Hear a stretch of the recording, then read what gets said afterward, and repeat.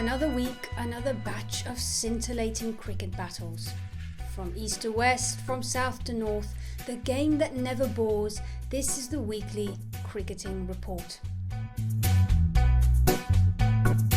Now, a disappointing start for England in the England versus India series. Chakravarti bowled circles around the English batters.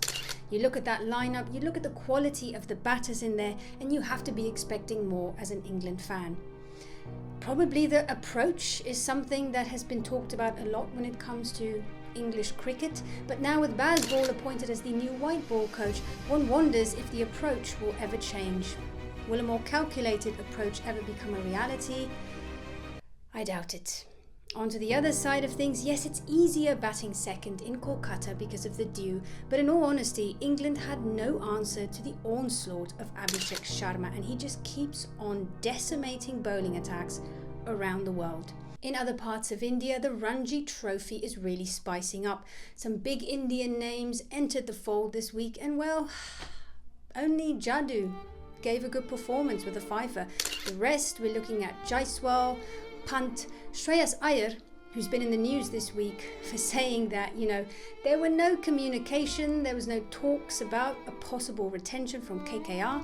Akash Chopra chopped back and he said, no, there were definitely some conversations. So what's with the lying, Shreyas?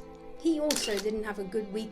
Shubman Gill, the newly appointed vice-captain of the ODI side of India, well, he partook in the second lowest total ever for Punjab, 55. He scored 4 from 8. Drop in the comments, do you think he should be the vice-captain of India? In Sina, his record was appalling and now he can't seem to buy a run in India.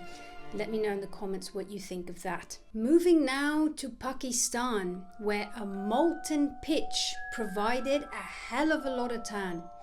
Is it finally the time now for Pakistan to start making their home a fortress? A victory by a massive margin over the West Indies. The spinners dominated.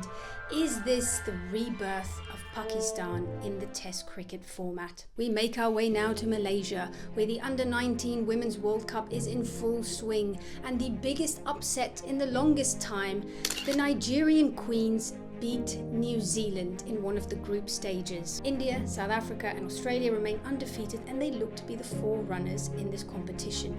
Who do you think is going to take that cup? Now on to my continent, South Africa. Yep, the SA20 is firing up. We're at the business end of the tournament and the log is still as tight as my jeans after Christmas.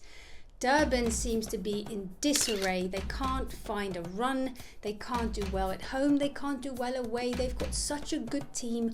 What is going on with Durban? Who do you think is going to be the final four? My prediction, Paul, MI, Sunrisers. Oh my goodness, 3 bonus points in a row. And then finally, I'm going to have to be biased and I'm going to say my team, the Pretoria Capitals. Drop in the comments who you think is going to be into the playoffs. We move further along on the Southern Hemisphere. We go to the Outback now, where the comeback kids, the Melbourne Stars, their dream run has ended and Maxi just couldn't get them over the line this time. Now currently, as I am recording this, somehow, out of nowhere, in proper Sydney Sixers style, they managed to put up 150. Who do you think is going to take the cup? The Hobart Hurricanes have been in absolutely incredible form, but can the Sixers get over this line first of all, and can they pull another rabbit out of a hat?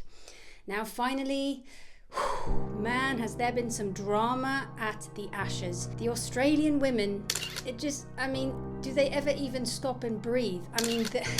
The dominance that they've shown. Again, some controversy here when Alex Harty pointed out that, a big issue for the English women is that they're just not fit enough. This, of course, caused some kind of boycott from the English players and, they didn't want to do any interviews with her. It's been in the news all week. What is your opinion on that? Do you think there is a fitness issue? Even Nasser Hussain spoke out and said the question has to be asked. Are they improving under Heather Knight and John Lewis? I'm just not quite sure what's going on there, because in the T20 World Cup that we just had recently, I actually pegged the English women to take the whole damn thing. So something is going on there. What do you think is going on? what are some of the problems that they're facing and that they have to fix. Please let me know if there are any other cricketing events happening around the world that you would like me to talk about. Thank you.